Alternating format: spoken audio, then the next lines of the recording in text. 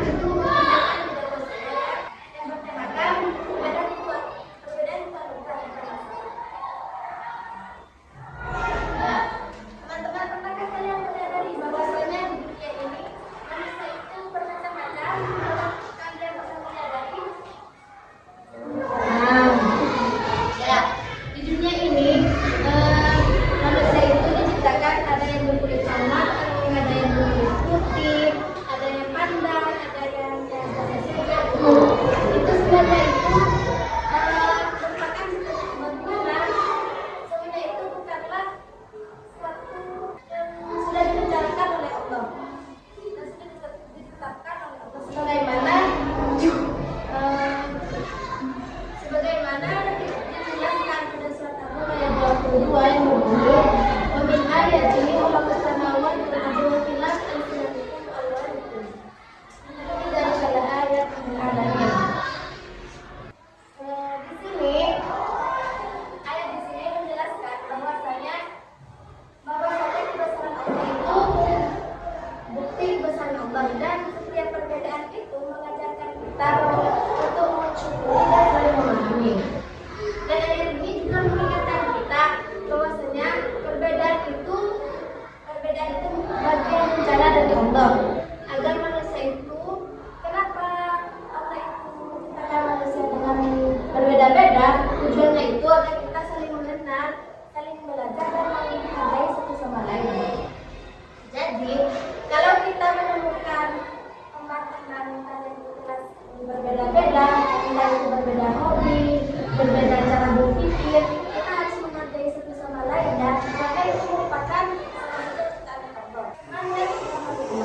di sini Rasulullah sedang mencontohkan kebersamaan yaitu di mana beliau hidup di tengah-tengah masyarakat Madinah, yang mana di dalam masyarakat Madinah tersebut terdapat perbedaan suku, perbedaan bangsa, dan perbedaan agama. Namun itu memperlakukan semua orang yang ada di masyarakat Madinah itu dengan adil dan penuh kasih sayang. Semua itu teman-teman tidak pernah membedakan antara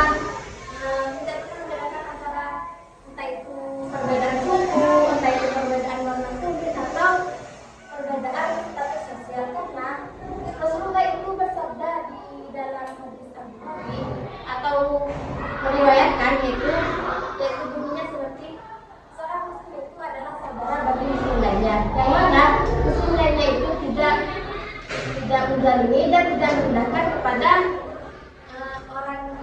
Artinya dalam hadis tersebut menjelaskan bahwasanya menghargai sesama adalah tanda keimanan bagi kita.